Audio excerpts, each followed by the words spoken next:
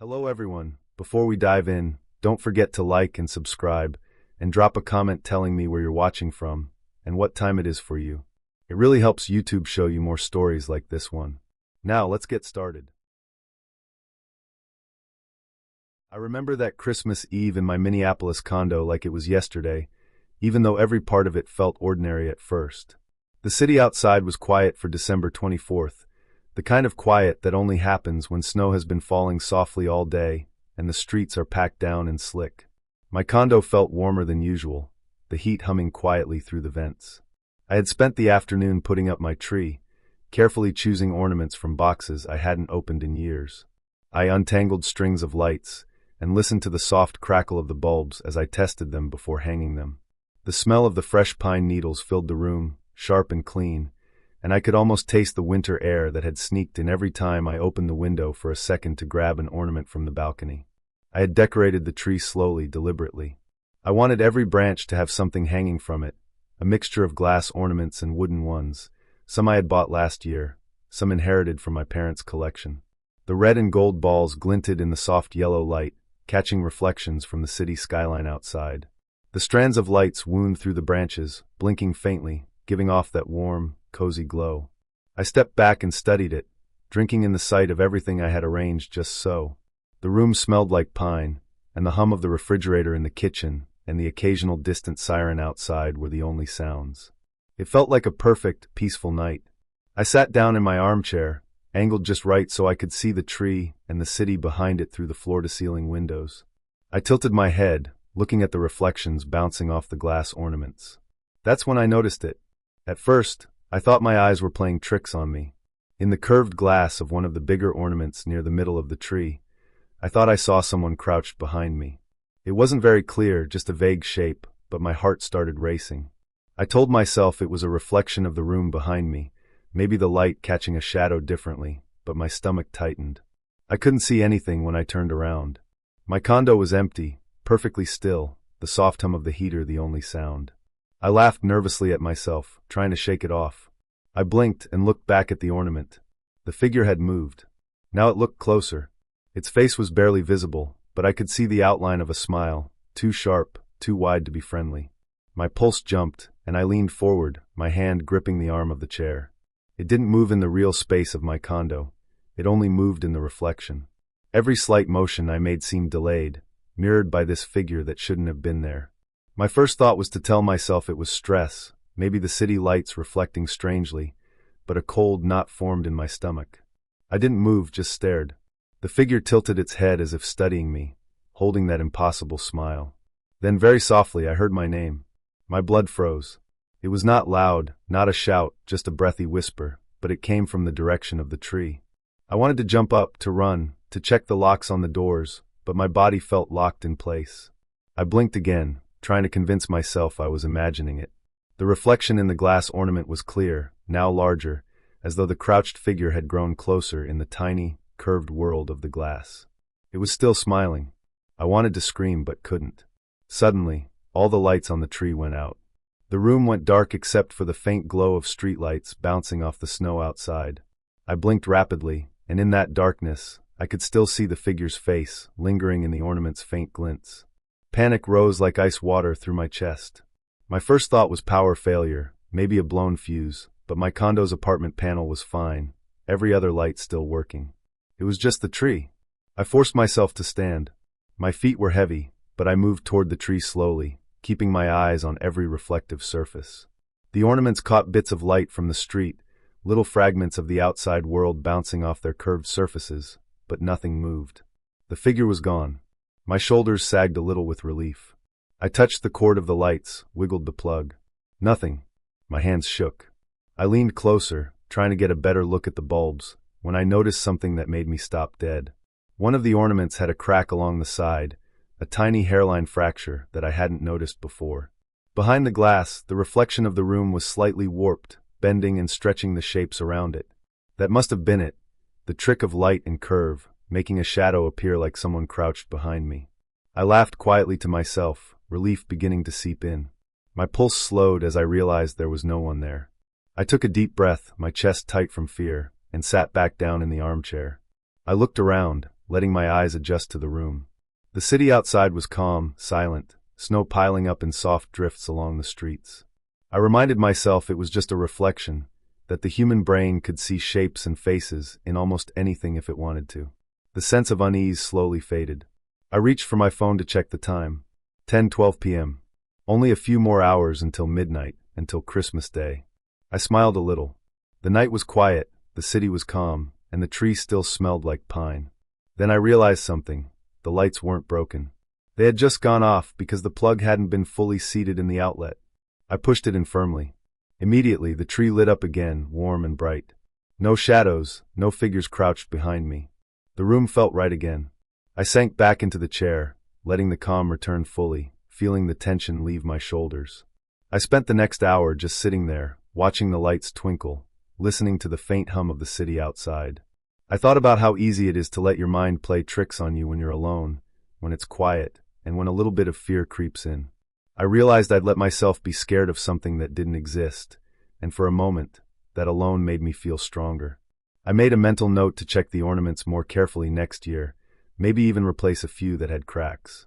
But for now, I didn't care. The tree was beautiful, the lights were on, and the city was silent. I closed my eyes for a moment and breathed in the smell of pine, the warmth of the room settling around me.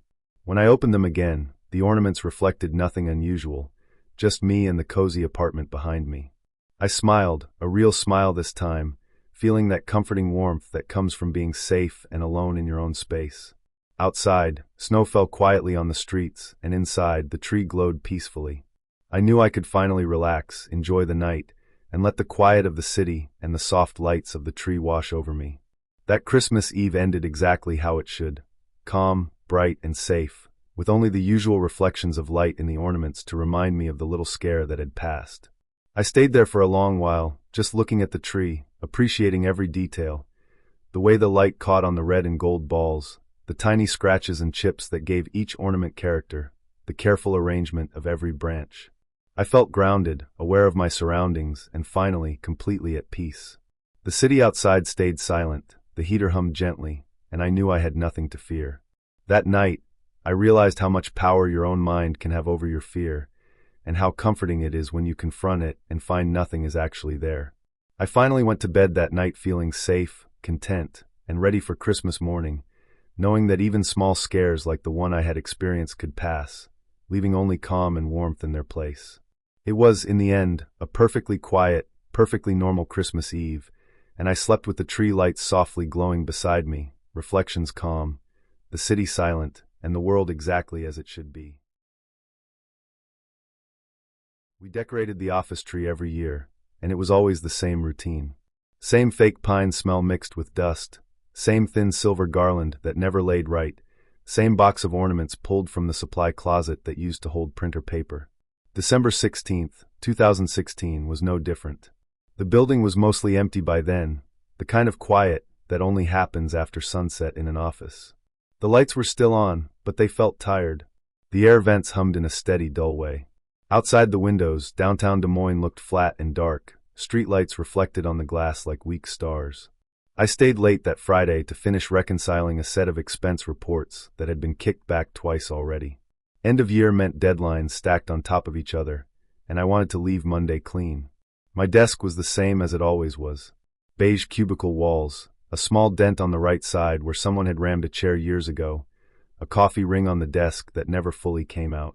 My computer monitor cast a pale blue glow, and my reflection looked tired and stretched thin. At around 6 o'clock, I finally saved the last file and leaned back. My shoulders ached. I stood up and decided to take a short walk before shutting everything down. That was when I noticed the tree. It stood near the break area, next to the fridge with the broken handle. Someone had plugged it in earlier, and the lights blinked softly. Red, green, blue, nothing fancy. The ornaments were familiar. Plastic balls with scratches, a few cheap wooden shapes, a company logo ornament from years ago when we tried to pretend morale mattered. One ornament stopped me cold. It was small, about the size of a matchbox, hanging slightly lower than the others. A thin metal frame, like something you would find on a keychain. Inside it was a photo. I stepped closer without really thinking about it. My eyes focused slowly, like my brain was stalling. It was me. I was sitting at my desk, shoulders slightly hunched, looking at my screen. The photo was taken from behind and a little to the left. I could see the part in my hair. I could see the blue glow of my monitor. I could even see the coffee ring on my desk. The angle was too perfect to be random. It was taken from inside the office, a few steps behind my chair. My first thought was that it was some kind of joke, but that idea fell apart immediately. No one joked like that here. People barely joked at all. I lifted the ornament carefully, like it might fall apart in my hands. The frame felt cold, heavier than it should have been. At the bottom of the photo, printed in clean digital numbers, was a timestamp. December 16th, 2016, 6:14 p.m. I checked my phone. Then I looked at the clock on the wall above the printer.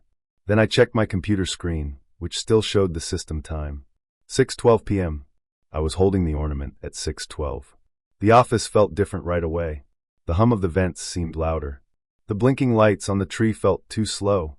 I looked around the room, scanning the cubicles, the hallway leading to the conference rooms, the glass doors at the front. No movement. No shadows shifting. Just empty space and stillness. I looked back at the photo. My shirt in the picture was the same one I was wearing. A gray button-down with a loose thread near the cuff. I lifted my arm and saw the thread. My chair in the photo was angled the same way I always left it. The trash can under my desk was tipped slightly, exactly like it was now. This was not an old photo. I felt a tight pressure in my chest, like my body was bracing for something it could not name. I put the ornament back on the branch, but my hand shook enough that it tapped against another ornament, making a dull plastic click that echoed too much in the quiet room. I went back to my desk. Every step felt measured, like I was walking through water. I sat down and stared at my monitor, but the numbers on the screen blurred. I kept thinking about the angle of the photo, about where the camera had to be. I stood up again and walked the path behind my desk, counting steps. I turned and looked at my chair from that spot.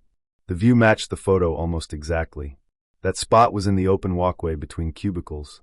Anyone walking by could stand there for a second, but the photo was steady, clean, framed. I checked the cubicle walls for anything out of place. Nothing. I looked at the ceiling tiles. All normal. I crouched and looked under my desk, feeling stupid and tense at the same time. Just wires, dust, and an old power strip. I went back to the tree. I took the ornament down again, this time more carefully. I turned it over in my hands. The frame had a tiny seam along the side. I pressed my fingernail into it. It gave slightly. With a bit more pressure, the back slid open. Inside was not just a photo. There was a thin electronic board, a small lens barely larger than a pinhead, and a memory card slotted into the side. A tiny battery was taped in place. It was a camera. A real one. Hidden in plain sight, hanging on the office tree.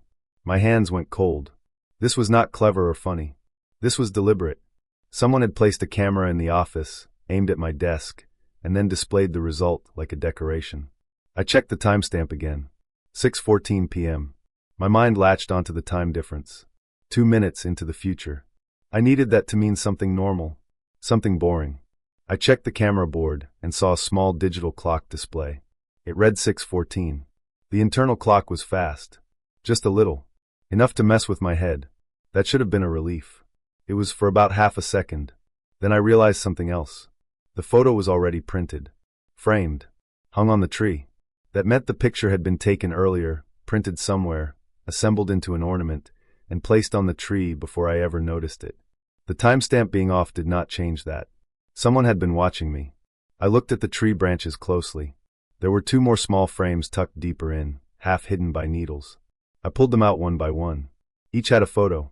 Each was me. Different days. Different shirts. Always from behind.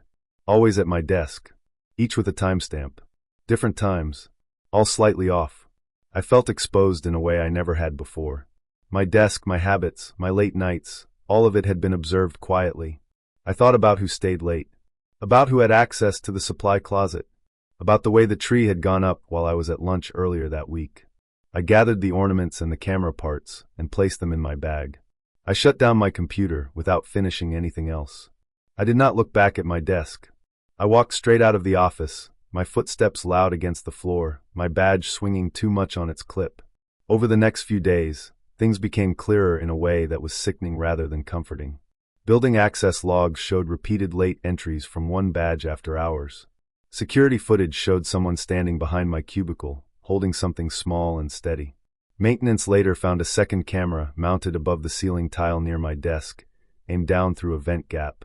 It was someone who worked there, someone who blended in so well I had never really seen them. The ornaments had been their way of leaving proof, or maybe their way of escalating. I never learned why they chose me. That part did not matter as much as I thought it would. I moved desks. Then I moved departments. Eventually, I left the firm entirely. I stopped staying late anywhere. I started noticing reflections in dark windows, the soft click of electronics, the way time stamps can lie just enough to confuse you. Every December, when I see office trees go up, I feel the same tight pressure in my chest. I think about how normal everything looked at 6:12 p.m., how calm the lights were, how quiet the room felt. I think about how close I was to missing it entirely, about how easily something watched can stay hidden if it wants to. Nothing supernatural followed me out of that building. No shadows, no voices, no impossible things. Just the knowledge that for a while someone knew where I sat, when I stayed, and how to turn my own routine into a display. That knowledge stayed with me, clear and sharp, long after the tree came down and the ornaments were packed away. I still remember the exact weight of my bag on my shoulder that night, how the strap dug into the bone and made my arm numb. December 3rd, 2014. I know the date because it was printed on the ticket, and because I checked it again and again while sitting on the train, like the date itself could explain what was happening. It was 11:41 p.m. when we left the station in Bavaria, late enough that the platforms were almost empty and the air smelled like wet metal and cold stone. Snow had been falling earlier, not heavy, just enough to soften the edges of everything. I was tired in the normal way, the kind that comes from traveling all day and wanting to be somewhere else.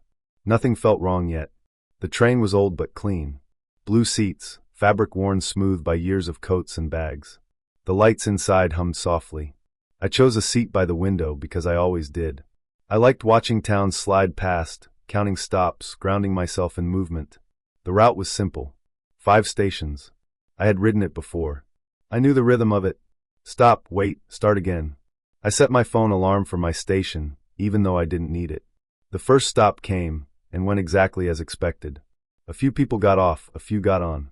Doors closed. The train moved again. The second stop was the same. After that, I leaned my head against the glass and let my eyes rest.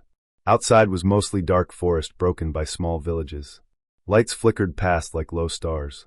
Time passed, or at least it felt like it did. I checked my phone. No signal, which wasn't unusual in that area.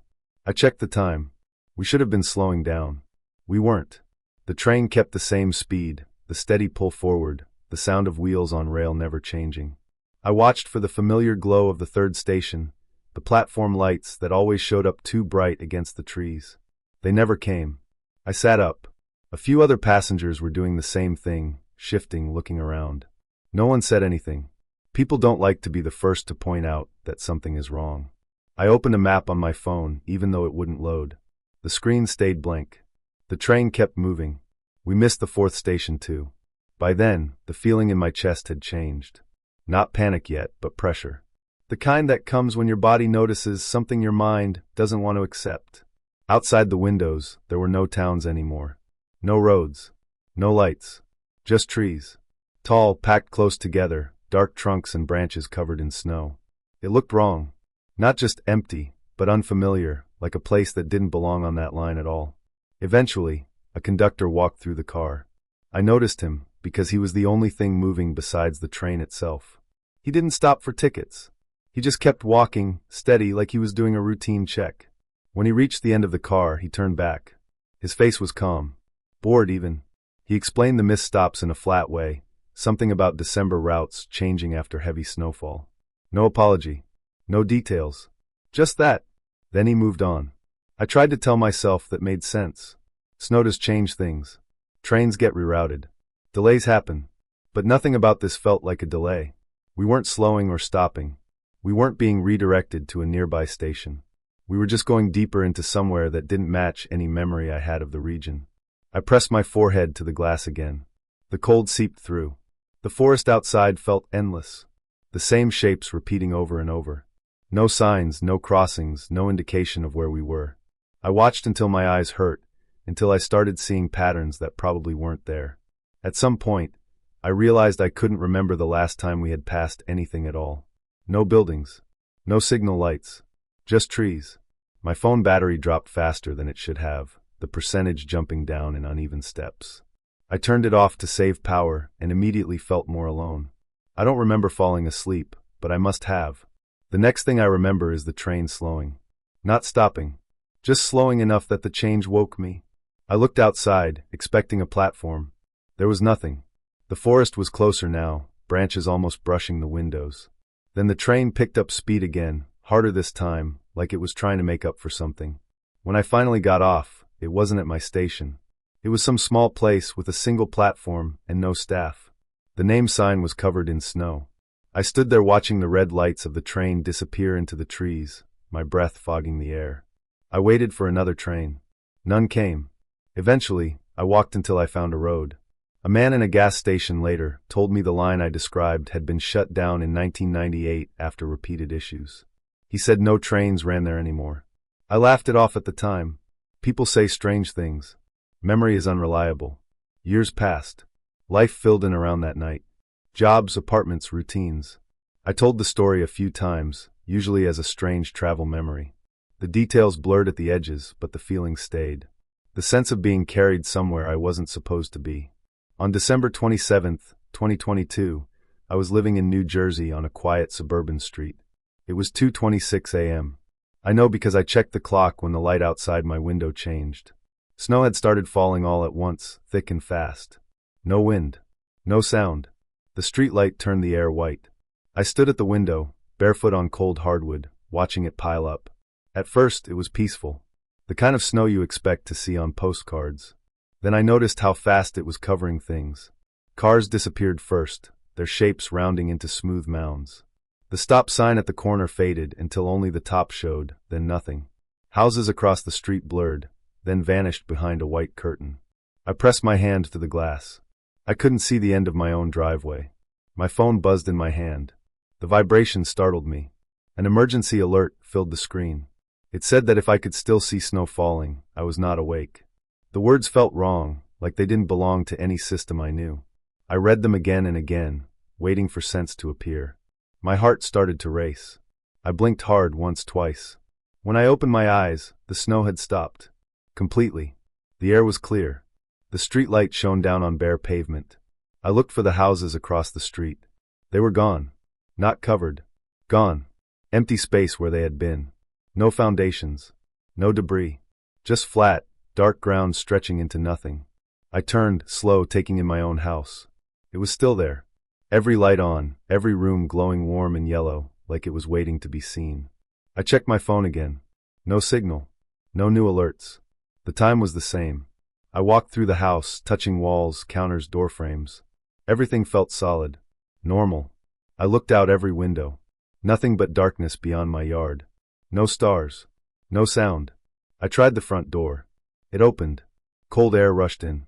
The porch light revealed the edge of the steps, and then nothing beyond that. No street. No neighbor's lawn. Just a sharp line where my property ended and the world dropped away. That was when the connection finally clicked, not as a sudden shock, but as a slow, sinking understanding. The same feeling I had on the train came back, heavy and familiar. The sense of being moved without choosing, of routes changing without notice. I thought about the missed stations, the conductor's empty explanation, the forest that didn't belong. I thought about dates and how both nights were in December, years apart, both late, both quiet. I didn't panic. Panic wouldn't help. I closed the door and locked it. I turned off some lights to save power. I sat at the kitchen table and waited for morning, or for something to change, or for nothing to happen at all. I focused on small details. The hum of the refrigerator. The ticking clock. My own breathing. When the sun finally rose, it came up pale and weak through the windows. Outside, the street was back. Houses stood where they should be. Cars were parked along the curb. Everything looked normal. Too normal. Later that day, I learned there had been a gas leak on my street that night. High enough levels to cause confusion, hallucinations, memory gaps. The alert never existed. No one else saw snow. I accepted that explanation because I needed to. Because it fit just well enough. But even now, when I ride trains in winter or watch snowfall at night, I count stops. I check dates. I make sure the world outside matches the one I remember. And sometimes, when things go quiet in a way they shouldn't, I feel that same pressure in my chest, and I know how easy it is to be carried past the place where you were supposed to wake up. It was December 24th, just past 11:30 at night, and the quiet of my small Vermont town was complete. The air was sharp and cold, the kind that bit at your face no matter how many layers you wore. My breath formed clouds that disappeared almost instantly into the black sky, and the snow beneath my boots crunched loudly, breaking the stillness in the most audible way. I was outside, putting up the last string of lights on my porch. The ladder wobbled under me as I reached for the top corner, my gloves stiff with cold.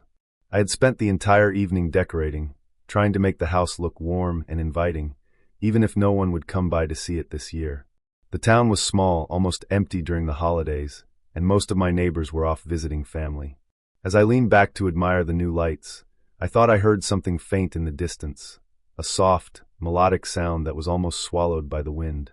At first, I thought it was just my imagination, the snow making strange noises as it fell and shifted. Then slowly it became clearer. Singing. Quiet, steady, almost hypnotic. I froze, listening, trying to place the sound. It wasn't coming from any of the houses nearby. The street in front of my house was empty, blanketed in fresh snow that glistened in the dim porch light. I set the ladder aside and walked to the door, my boots leaving heavy prints in the fresh snow. I opened it and stepped onto the porch, peering into the darkness. The song was still there, soft and calm, yet somehow heavy with a weight that made the hairs on the back of my neck stand up. My curiosity got the better of me. I had to know who was out there, even though the rational part of my mind told me to go back inside, lock the door, and ignore it. I slipped my hands into my pockets and stepped down from the porch. The street was silent except for the singing. It seemed to float from the snow-covered road, coming closer and farther at the same time. I followed it, walking slowly so as not to make too much noise. Each step sank slightly into the soft snow, leaving a trail behind me. The song didn't have words I could understand. It was more like humming, a tune that could have been familiar, but distorted in a way that made it feel wrong. I walked past a few houses, their windows dark, curtains drawn tight. I glanced at each one, half expecting to see someone looking back at me, but there was nothing. The snow grew deeper as I moved further down the road. The singing led me without hesitation, almost as if it was guiding my steps. After a while, I noticed footprints in the snow. They weren't mine. They were human, but the prints were strange. The spacing was uneven, as though whoever had made them had walked in a rush at some points and slowly at others. They led straight into the woods at the end of the street. My heart started to race. I paused, the wind whistling through the trees, and looked at the dark line of forest in front of me. The footprints disappeared into it and didn't come out the other side. A cold shiver ran down my spine, but the song had stopped for just a moment, then returned, louder and closer. I realized I wasn't hearing it from the woods. I was hearing it from behind me. The hairs on my neck prickled. Slowly, I turned around. The street was still empty. My breath hitched. The lights on my porch flickered from the wind, but the house itself was silent. Yet the sound was there, coming from the direction of my front door. My chest tightened. I hadn't seen anyone, but the singing was unmistakable. It was inside my house. I hesitated for what felt like an eternity, then pushed the door open. The hall was dark. The soft glow from the porch lights barely reached inside. I held my hand up to my eyes, straining to see anything. The song was soft, almost whispering, filling every corner of the house. It didn't feel like it came from a single point. It felt like it was everywhere. I stepped inside, my boots leaving wet marks on the floor, and closed the door quietly behind me. Every instinct screamed at me to leave, but I couldn't. I had to find the source. My eyes darted around the living room. The furniture was covered in shadows, and the snow outside reflected dim light through the windows. The singing continued, slow, deliberate, and chilling in its calmness. I followed the sound from the living room to the hallway, each step feeling heavier than the last. The song was clearer here, more distinct, like someone was humming just behind my shoulder. I checked the bedrooms, the bathroom, even the basement door. No one. Nothing. I could see my own reflection in the dark windows, and my own eyes looked back at me, wide and tense. The song shifted slightly as I moved, always keeping just out of reach, just around a corner or behind a door. I began to notice small things I hadn't before. The curtains in the living room swayed slightly, though there was no breeze. The floorboards creaked in places I hadn't walked on yet. The air smelled faintly of pine, like the wreath on my front door, but mixed with something metallic, almost like iron. I realized then that the singing wasn't coming from one place. It was coming from all the surfaces in the house, the walls, the floor, the ceiling. Each note echoed softly, as if vibrating through the wood and plaster itself. I ran my hand along the wall, and the vibrations tickled my fingertips. My mind raced. There had to be a logical explanation. A radio, maybe, left on in a hidden corner, though I hadn't seen one. A neighbor playing music from outside? But the street was empty. Panic began to rise, but I forced myself to think. I had spent hours decorating my porch earlier, stringing lights, moving boxes of ornaments, running extension cords. Maybe something I had disturbed outside had caused this. My eyes fell on the ceiling near the hallway. There, faint in the dim light, I could see tiny black dots along the edge of the molding. In the past weeks, I had noticed more and more birds nesting around the roofline, but I never saw any inside the house. Suddenly, the sound made sense, not entirely, but partially. Birds could make a chirping sound, but this was too melodic, too human-like. I kept moving, tracing the sound to the kitchen. The room was empty, except for the fridge humming and the sink full of dishes. But then I noticed the small speaker I had forgotten about on the counter. It was covered in a light dusting of flour from earlier baking. I picked it up. It was on, playing a recording of carolers I had used weeks ago to test holiday playlists. My relief was instant, but fleeting. The recording had been set on a timer to play only until 11. That was over half an hour ago. The volume was low, but perfectly clear. I turned the speaker off, expecting the house to fall silent. And for a moment it did. But then I heard it again, faint, coming from upstairs this time. My heart sank. I climbed the stairs slowly, hand brushing along the railing. The hallway at the top was empty. I paused, listening. The song stopped. My pulse raced. I was about to turn around when a soft creak came from my bedroom door. I froze. No wind could have done that. The house was still. Taking a deep breath, I pushed the door open. The room was dark, the bed neatly made, the snow-dusted street visible through the window. I scanned the room and then noticed the closet door slightly ajar. Inside, nothing moved, nothing breathed. The song wasn't in the closet. My stomach twisted. Then I heard it again, clearer than ever, echoing softly behind me.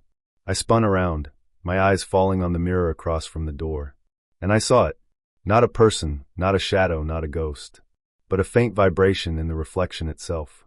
The lights in the mirror flickered in sync with the soft humming. I realized then what had been happening the entire night. The sound had come from the house itself, pipes, walls, floorboards, all settling under the weight of snow outside, freezing and contracting.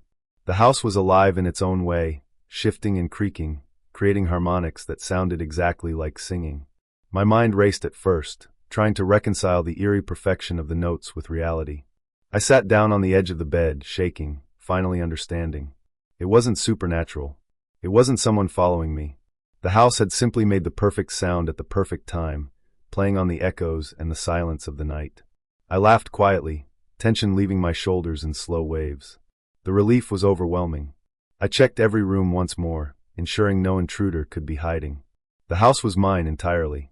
By the time I went back downstairs, the snow had stopped, leaving only the faint glimmer of ice on the road. I went outside, looked at my porch lights, and for the first time that night felt at peace. The strange, haunting melody was gone. The house creaked occasionally as it always had, but the terror had left with the night. I realized then, shivering in the crisp December air, that sometimes fear was just the mind misreading the world. The night had been long and tense, but I had faced it alone, and the only thing that had haunted me had been my own imagination, amplified by the eerie, resonant voice of my house. I went inside, closed the door, and finally allowed myself to rest, knowing that tomorrow, when the sun rose and covered the snow in light, the world would feel calm again. The silent carolers were nothing more than the house itself, singing one last song before the night ended. December 25th, 7:15 a.m. I woke to the soft gray light of a winter morning filtering through my bedroom window. Outside, snow had fallen overnight, thick and quiet, covering the streets of Brooklyn in a blanket of white. It was the kind of Christmas morning that felt peaceful and ordinary, the kind of morning I imagined when I thought of waking up to the sound of carolers or the smell of someone's breakfast drifting down the hall. I had expected nothing unusual. When I stepped out of bed, Pulling on my thick sweater against the cold, I noticed something on the doorstep through the front window. A package. It was small, square, and plain, with no markings at all, not even a return address. My first thought was that it must be a late Christmas delivery, maybe something the mail had gotten confused. I brushed the snow from my boots and went to the door. The box was heavier than I expected. It had the kind of weight that makes you feel there is more inside than you can guess. The paper was thick and brown, the corners slightly damp from the snow. I hesitated for a moment, unsure why this small detail made me uneasy, then tore it open. Inside, neatly folded, were a single pair of gloves. They weren't new, far from it. The leather was cracked and worn, the fingers bent as if they had been stretched over someone else's hands hundreds of times. I didn't own gloves like these, and I had never seen anyone around my neighborhood wearing anything similar. My first instinct was confusion, maybe even amusement. Someone had sent me gloves as a joke, perhaps.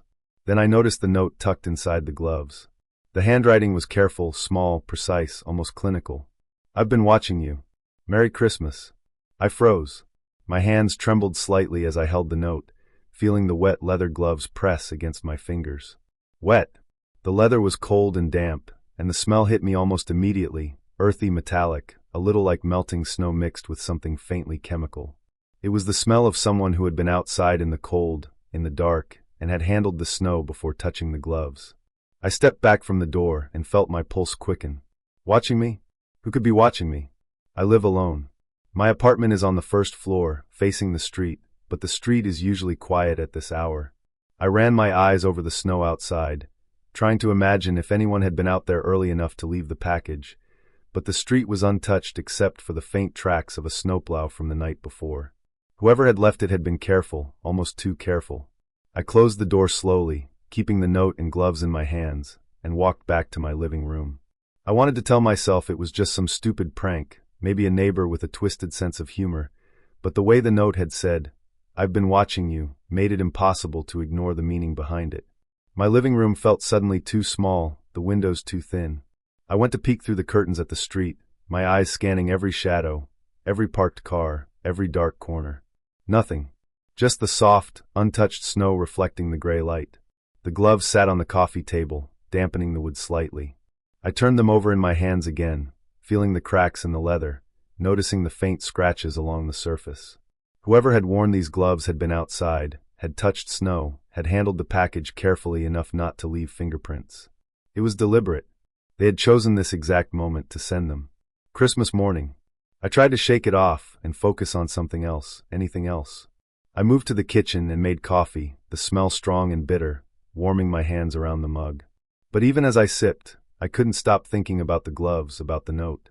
My mind kept returning to the phrase, "I've been watching you." I tried to rationalize it. Maybe it was someone I had crossed at work. Maybe it was a neighbor who had mistaken me for someone else. But every explanation felt hollow. Whoever did this knew enough to reach me directly, to know when I would wake up, to know that I would find the package. I spent the next hour pacing. I looked out every window in my apartment, checking for footprints in the snow, for shadows moving across the street, for anything that might indicate someone was still out there. There was nothing. The neighborhood was silent, muffled by the fresh snow.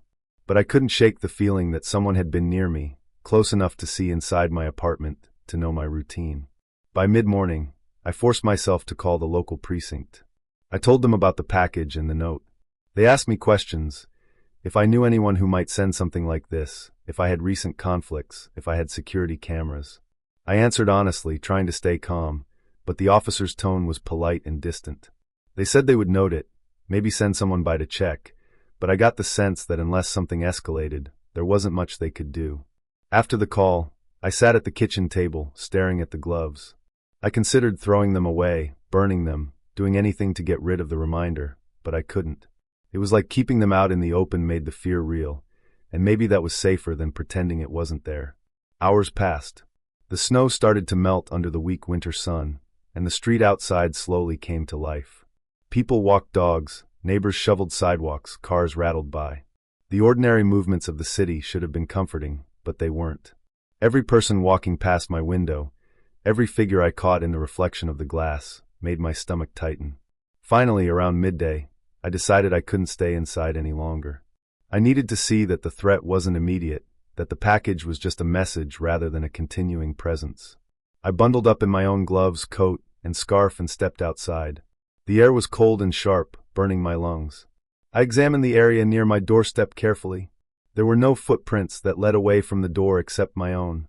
Whoever had left the package had vanished without leaving a trace, disappearing into the quiet, white city.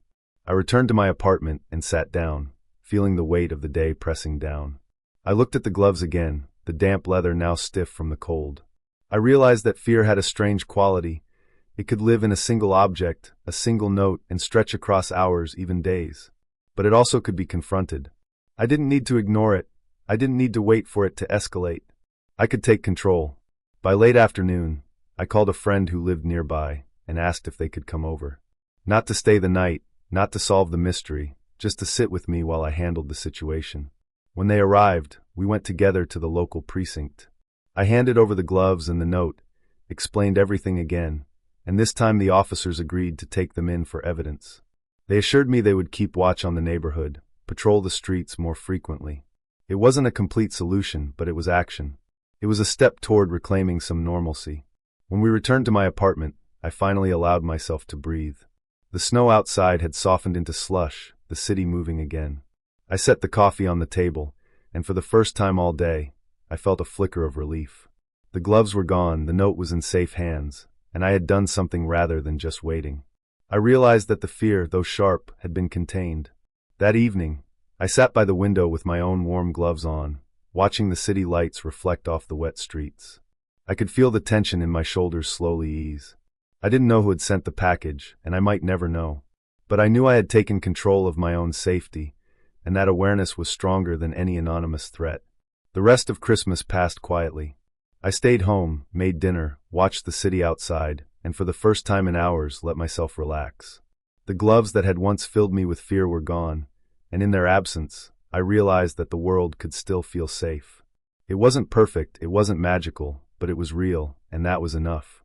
I could sleep without waking to the thought of someone outside my window.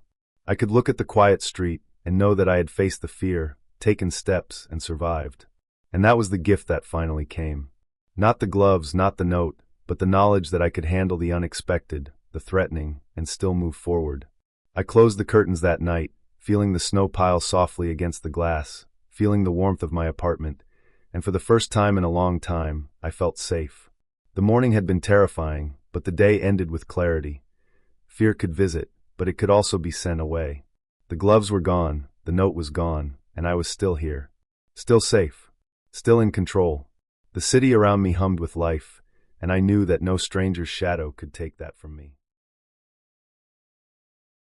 It was December 23rd, and the cold wind outside rattled the old farmhouse windows. I had been downstairs, wrapping presents and trying to get everything ready for Christmas, but I realized I had forgotten the small decorations I always put up in the attic. The house was quiet except for the soft hum of the heater and the occasional creak of the floorboards as the wind pressed against the walls. I grabbed a flashlight and climbed the narrow wooden stairs that led to the attic, the air growing colder and dustier with each step. The attic smelled of old wood, mothballs, and the faint mustiness of things stored for years. The space was dimly lit by the single bare bulb dangling from the ceiling, casting long shadows over the boxes stacked high against the walls. I moved slowly, my flashlight sweeping over piles of forgotten belongings. Some boxes were labeled with faded letters, ornaments, old books, holiday decorations, but one box caught my eye because it wasn't labeled at all. I knelt down to open it, feeling the crunch of dust beneath my knees. Inside were some ornaments I didn't recognize, a string of lights, and at the very top, a mistletoe wreath. I froze. It was round, simple, the green leaves dark against the dull light, and it smelled faintly of pine. But I didn't recognize it. I didn't own a mistletoe wreath. I reached out cautiously, brushing my fingers over the leaves. The moment I touched it, I felt something that made the hair on my arms stand up. I froze, my hands still resting on the cold leaves. Then I heard it. Soft, deliberate breathing. Slow, rhythmic, and just behind me. My heart leapt into my throat. I spun around, shining the flashlight into the corners of the attic, along the walls, over the boxes. Nothing. The only movement was the light shifting over the wooden beams, the shadows stretching and shrinking as I turned. My breath came in short, uneven gasps. I shook my head, trying to tell myself it was the wind, or maybe my own breathing echoing in the tight, confined space. Slowly, I turned back to the wreath. That's when I saw it, tiny handprints pressed into the leaves. Small, almost delicate. They weren't mine. I knelt closer, the flashlight trembling in my hand, trying to make sense of it. The leaves were dented, as if someone small had grabbed onto them. I ran my fingers over the edges, careful not to disturb them, and felt the sharp ridges of the imprints. The air in the attic suddenly felt heavier, almost suffocating. I stood up slowly, feeling a chill crawl down my spine. The breathing had stopped, but the silence that replaced it was worse. It was the kind of silence that presses against your ears, filling the space with an uneasy tension. I realized the handprints weren't random. They were placed in a circle around the center of the wreath, like someone had intentionally pressed them there. I put the wreath down gently and backed away toward the stairs. My flashlight flickered, the bulb dimming for a moment before returning to full brightness. I leaned against the railing, staring down at the floor below, trying to convince myself that I had imagined the whole thing. But the wreath stayed in my mind, the pattern of the handprints burning behind my eyes. I took a deep breath and decided I needed to take the wreath downstairs. I wasn't going to hang it, but I wanted to examine it in better light. As I lifted it, I felt the weight of it press into my palms. It was heavier than it looked. I stepped backward carefully, the flashlight beam bouncing over the boxes, when I noticed something I hadn't before: faint scratches along the edge of the wooden floorboards near where the box had been sitting. They were shallow, but there were at least 3 of them, perfectly parallel. They didn't make sense. I carried the wreath slowly down the attic stairs, trying to stay calm. Each step creaked under my weight, and the house seemed to grow colder the lower I went.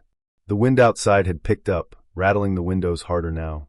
I reached the bottom, the familiar warmth of the house greeting me, and set the wreath on the kitchen table. I examined it carefully under the bright light. The handprints were still there, sharp and clear, and the leaves had a faint stickiness I couldn't identify. Curiosity mixed with fear, and I realized I needed to understand where the wreath had come from. It wasn't in the holiday storage boxes I had carefully packed each year.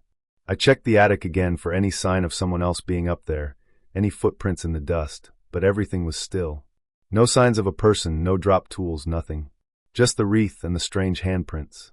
I ran my hands over it again, this time more methodically. The leaves were natural, not fake, but there was something off about them. They were slightly damp, almost as if they had been recently cut or handled. I smelled it again, pine, but with something else underneath, something earthy and old. I frowned, tracing the edges of the wreath with my fingers, and noticed that some of the leaves had tiny scratches, like nails had pressed against them. I spent the next hour cleaning it and inspecting every inch, but the handprints never disappeared. They stayed unchanged. I even tried washing them gently with a damp cloth, thinking maybe it was just some residue, but it was no use. The imprints were part of the leaves now. I sat back in my chair, exhausted and uneasy. I couldn't explain it, and the more I thought about it, the more the image of the handprints haunted me. The house was quiet again, the wind less insistent, but still whistling through the cracks. I decided to put the wreath away in a safe place until Christmas morning, when I could figure out what to do. I carried it to a side cabinet, away from the main decorations. As I placed it on the shelf, I felt a strange sense of finality, like setting it down was more than just putting it away. It was containing it somehow. I stepped back, my heart slowing, and took a deep breath. That night, I slept in the living room with the lights on. I didn't hear any breathing, no scratching, nothing. When morning came, I felt a strange calm. I went to check the wreath, half expecting the handprints to have changed or moved. But they hadn't. They were still there, small and precise, pressed into the leaves. And that was when it hit me. Whatever had made them, whatever had touched that wreath, wasn't here anymore. The wreath stayed on the shelf through Christmas, untouched and silent. No more strange noises, no more shadows. I realized that the most unsettling thing wasn't that I had seen something impossible. It was that the wreath had existed somewhere else before it got to my attic, and now it was here, and that part of its story was over. It had left its mark, a memory pressed into the leaves, and that was enough. By December 26th, I could almost look at the wreath without feeling my chest tighten. I even smiled a little when I dusted it off, appreciating it as just another decoration, albeit a strange one. The handprints stayed, but I stopped thinking about them as frightening. They were just traces of something that had touched this object before me, a moment frozen in time.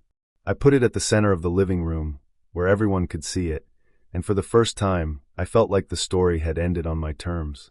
The wreath never moved again. I never saw any signs of intruders or anything else in the house. The handprints remained, a strange reminder of a night that could have been terrifying, but instead became something I carried with me, a small mystery I could live with. And in the end, that was enough to make it feel safe, grounded, and real. The fear faded, leaving only a quiet curiosity and a careful respect for the strange little wreath I had found in my attic that December night. It was December 24th, and the city was quiet, quieter than usual. The streets below my apartment were empty, the kind of quiet that feels too heavy for a city like Los Angeles. I had spent most of the evening on my small balcony, stringing up LED lights I had bought weeks ago, but never had the time to put up. I was tired, my fingers sore from untangling the wires and trying to get the lights to stay in place, but there was something peaceful about it. The soft hum of electricity, the occasional distant car, the faint smell of exhaust from somewhere far below, it all felt normal. Safe even. By 9 o'clock, the lights were up. I stood back and looked at them, watching them twinkle faintly in the cold December air. I had strung them in a loose spiral along the railing, small bursts of color fading in and out. It should have been calming. But then, almost imperceptibly at first, I noticed something odd. The lights blinked, not in a random, casual way, but in a deliberate, almost mechanical pattern. I frowned and leaned closer. Blink. Pause. Blink. Blink. Long pause. Blink. I had spent a lot of time around computers and coding, so my brain immediately jumped to patterns. I realized it was Morse code. My heart started to beat faster as I grabbed my phone and opened a Morse code translator. My hands shook a little as I typed in the sequence from memory. Dot dash dot pause dot dot dot, and the translator spit out 3 words. I froze. I see you. The words seemed impossibly loud in my head, even though the lights themselves were just a soft, distant shimmer.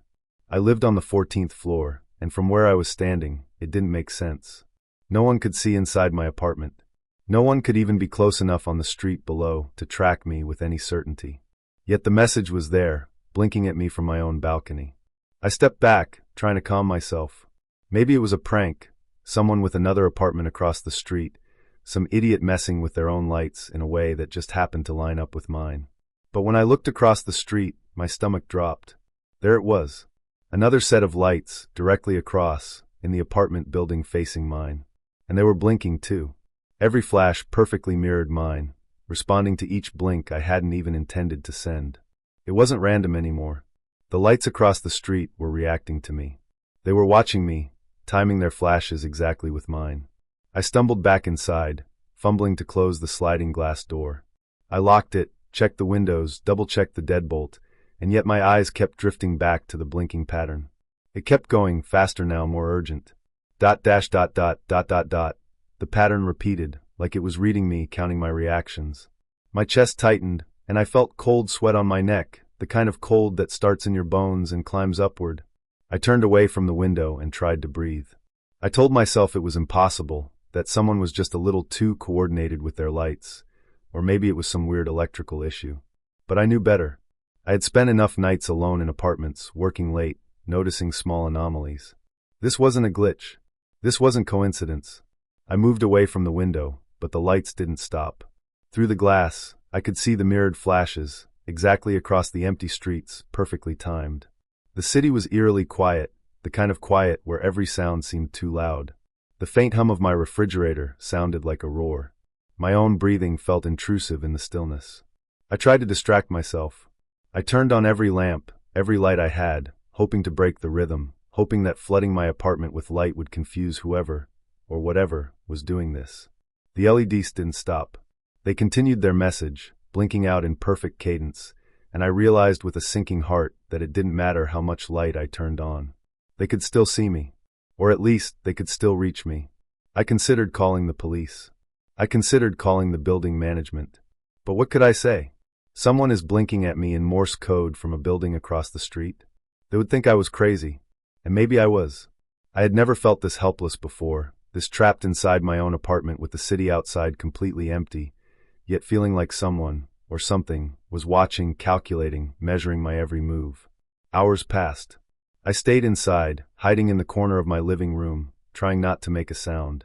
My phone's screen glowed in the dark, showing me the translator app, showing me the same words over and over. I see you. I didn't sleep. I couldn't. The lights blinked on, blinked off, always in rhythm, always intentional. I didn't dare look out again until the city lights started to flicker with the first signs of dawn. Finally, as sunlight crept over the rooftops, the blinking slowed. It stopped. Silence returned. The building across the street looked normal, just like any other morning. I sat on the floor, exhausted, staring at the balcony. The LEDs on my railing were now just softly glowing. No messages, no patterns, no Morse code. I felt drained, hollow, but also strangely alert. I couldn't explain what had happened, why it had happened, or even if I had imagined part of it in my panic. That morning, I noticed something different. Across the street, the apartment that had blinked back at me looked ordinary. Curtains were drawn, blinds pulled tight. There was no evidence that anyone had been there at all during the night. And yet, I knew the truth. I hadn't imagined it. No one could have blinked that way, timed it so perfectly, unless they had been watching, monitoring, calculating. Someone had done this. I took down my lights that day. I didn't leave them up. I didn't trust them anymore. I left the balcony bare, empty, and yet I felt their presence. Even in broad daylight, the memory of those blinks stayed with me. I started checking the windows across the street every day, but the apartment remained quiet. Nothing moved. No lights. No one. And that, I realized, was the point. Whoever had done this could strike without being seen, without leaving a trace. They didn't need to be in my building, in my street, or even in the city. They only needed to be able to see me. I moved my furniture that day, placed a small shelf in front of the sliding door, trying to feel safer. I added security cameras on every entrance. I changed my routines, left the apartment only in daylight, avoided the balcony entirely. Over time, I stopped thinking about the lights constantly, but I never forgot the way they had blinked back at me, the precision, the certainty. The feeling stayed with me, a quiet, pressing weight in the back of my mind. Months later, life returned to a normal rhythm. The city went on, full of noise and people and cars. I met neighbors, friends, coworkers, all oblivious to the night I had spent trapped in a silent exchange of lights. And yet, I carried the memory like a scar, a reminder that even in a crowded city, you could be utterly alone and utterly watched. I never put up LED lights again. I never looked out at the building across the street without a flicker of caution. And I learned, finally, that some messages don't need voices to be terrifying. They only need observation, patience, and the terrifying certainty that someone is paying attention to you, no matter how high up you are, no matter how secure your walls feel. Eventually, I realized the most important thing: I was safe. Nothing had touched me. Nothing had come inside. And in that realization, I finally found a strange kind of peace. I couldn't explain what had happened. I couldn't explain why. But I could control what I did next. I could live cautiously, yes, but I could live. And in a city of millions, with buildings rising like cliffs around me, that knowledge, the fact that I survived, was enough to feel grounded. Enough to let the sun warm my face through the window, enough to step onto the balcony, finally, for a brief moment, without fear. The lights never blinked again, but I never forgot the message. It was December 24th, 2 a.m., and I was wide awake in my small Chicago apartment. The room was cold, not just because the heater was struggling against the winter chill, but because the kind of quiet that settles in at that hour makes the air feel heavier. I lay on my bed, staring at the frost creeping across my window like white veins, slowly covering the glass in icy patterns. I had pulled my blanket up to my chin, but the cold had nothing to do with the shiver that ran down my spine. My apartment was high up, on the 11th floor, and normally I felt safe here. From this height, you weren't supposed to have strangers outside your window. But tonight, the world outside felt different, unnatural. The frost on the window glimmered under the dim streetlights far below, and I found myself tracing it with my fingers, letting the cold glass bite into my skin. That's when I noticed it, a pattern in the frost that hadn't been there before. At first, I thought it was just a trick of the light, but the shapes started to form letters. They spelled out clearly, "Come out." My heart stopped. My apartment was on the 11th floor. No one could possibly be outside my window. I blinked, rubbed my eyes, and tried to convince myself I was imagining things. I leaned closer to the glass, my breath fogging it up, and watched. The letters appeared again, this time more carefully traced, as if someone was deliberately writing them. Panic started to curl in my chest. My phone was on the nightstand, but when I grabbed it, I realized it was dead. I had charged it earlier in the evening, but in my half-asleep state, I hadn't noticed it had finally given up. I tried to reach for it, praying I could somehow get it to work, but nothing happened. Then I noticed movement outside. Across the courtyard, in the neighboring building, a shadow appeared in a window directly opposite mine. It was a dark shape, and it moved with a precision that made my stomach drop. Every time I shifted my head, it mirrored me. I took a careful step back, and it did the same. My pulse was hammering in my ears. The frost letters on my window had faded slightly, replaced now by streaks and scratches in the ice. Whoever, or whatever, was out there was waiting, watching, playing some sick game. I tried to reason with myself. Maybe it was someone in the building across, someone looking out their own window and accidentally reflecting my movements. But no, the movements were too exact, too deliberate. My mind was racing, imagining all the worst scenarios, but part of me knew the truth. This wasn't accidental. Someone was out there, matching me, controlling the frost from the outside, sending messages that chilled me more than the winter air ever could. I backed away from the window, my bare feet cold against the wooden floor. My apartment felt suddenly tiny, suffocating. I checked the locks on the door. Everything was normal. I had double-locked it before bed, just like I always did. I tried to calm myself by taking deep breaths, but it was impossible. My eyes kept darting to the window, where the frost now seemed to crawl slowly, letters forming and dissolving as if breathing. Then instinct took over. I grabbed a thick jacket from the chair, a heavy flashlight I kept for emergencies, and a kitchen knife. Not that I wanted to hurt anyone, I just needed to feel armed, like I had some control. The lights were on, but I didn't dare leave the window out of sight. I moved carefully to the living room, scanning every corner.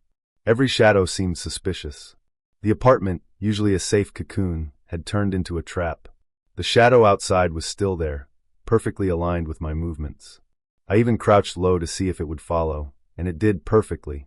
I tried not to panic. I thought about calling someone else, my parents, a neighbor, anyone. But with my phone dead, there was nothing I could do. I considered running to the stairwell to escape if necessary, but the thought of opening the door and stepping into the hall where someone could be waiting froze me.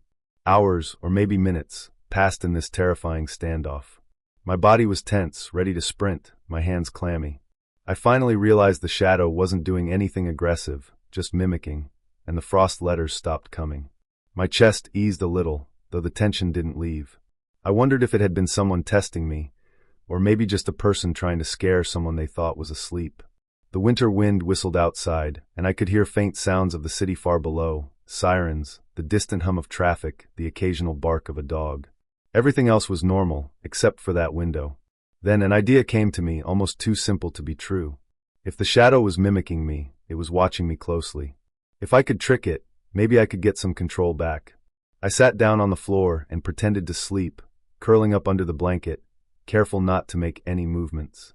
Minutes dragged by, my breath shallow, listening to my own heartbeat.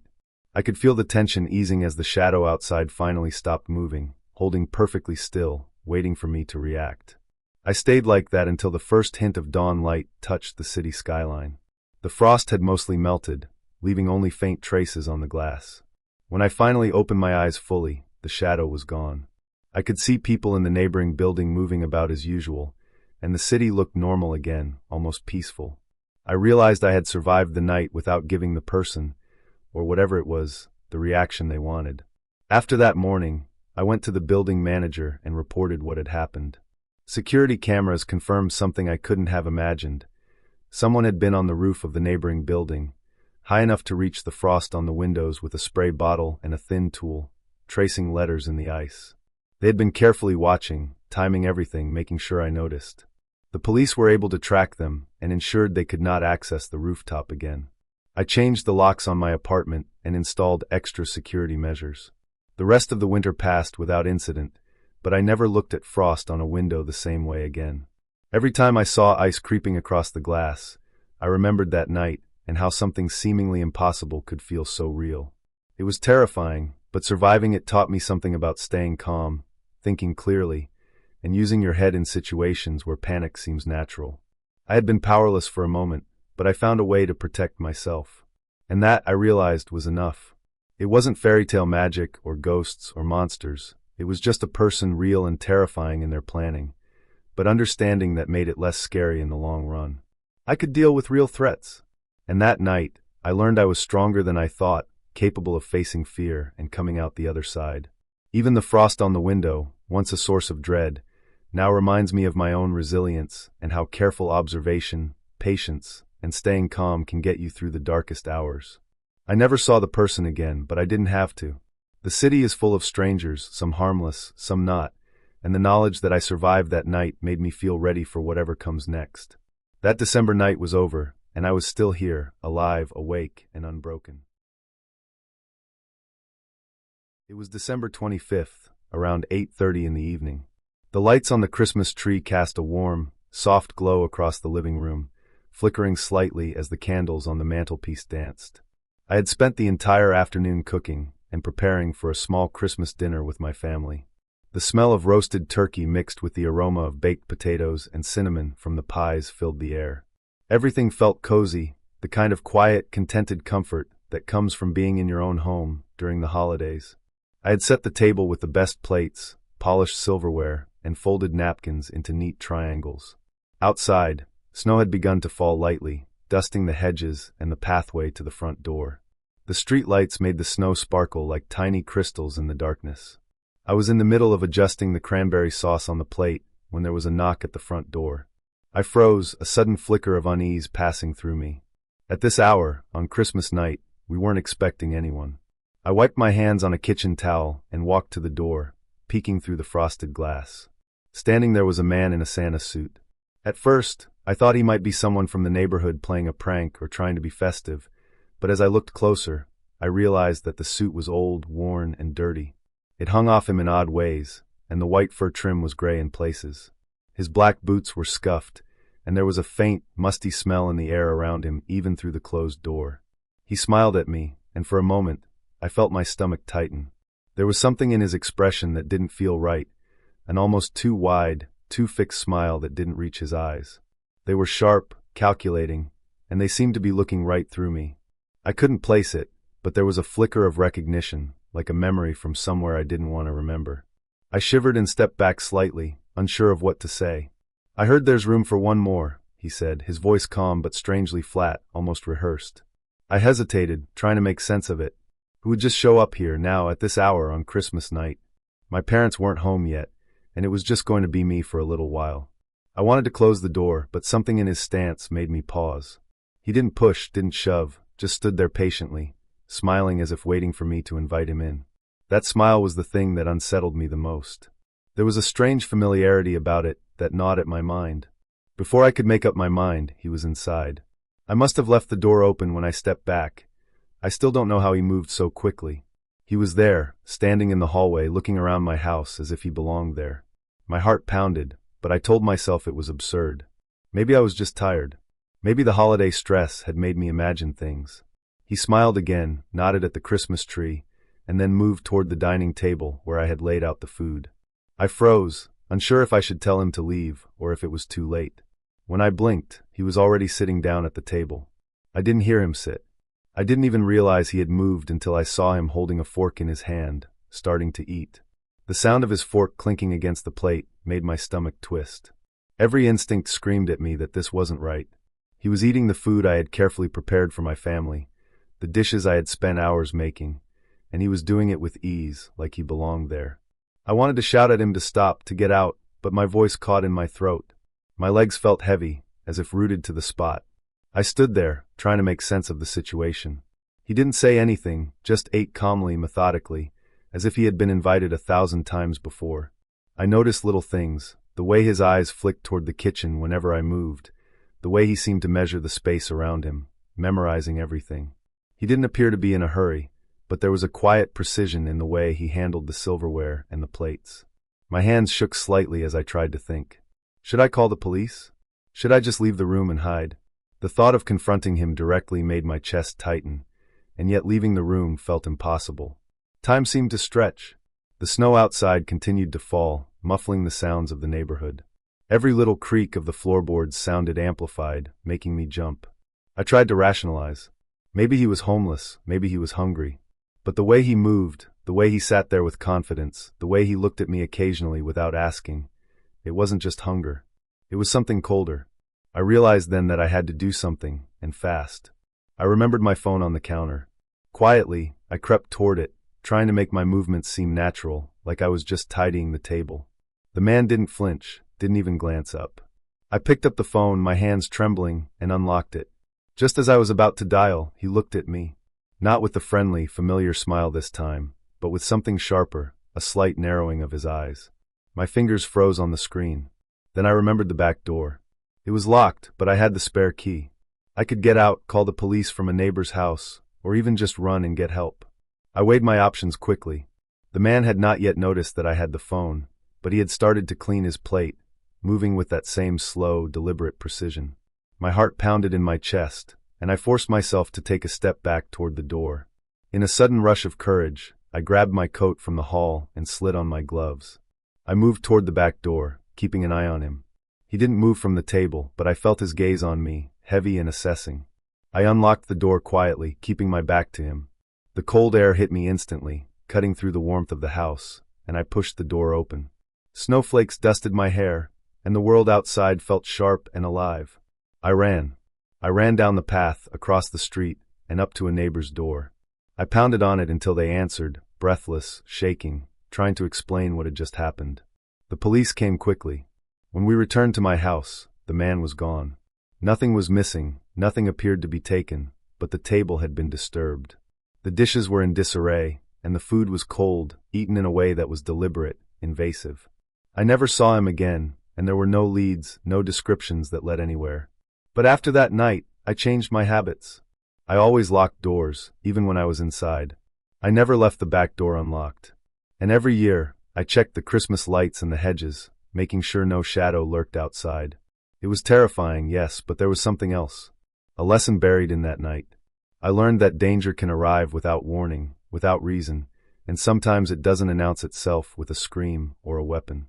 Sometimes it just sits at your table and eats your dinner as if it belongs there. That memory has stayed with me, sharp and unyielding, reminding me of the need to be cautious, to trust instincts, and to respect the strange, unsettling moments when something feels wrong. Christmas will never feel exactly the same again, but I survived, and I made sure to take every precaution after that. I couldn't change what happened, but I could make sure it never happened again. And in that, there was a strange sort of relief. I still remember the way he smiled, the way his eyes seemed too familiar, and the way he moved through my home as if he owned it. But I also remember the cold air hitting my face as I ran into the night, the neighbor opening their door to help, and the police arriving to make sure I was safe. That night, terrifying as it was, ended with me alive, cautious, and aware, and I knew that from then on, I would never let anyone invade my space without reason. That, in itself, became my kind of quiet victory. The house felt empty that Christmas night, the tree lights glowing softly, the candles still flickering. I stayed awake long after, sitting in the living room, making sure the doors were locked and every window secured. The terror had faded into a sharp, vigilant awareness.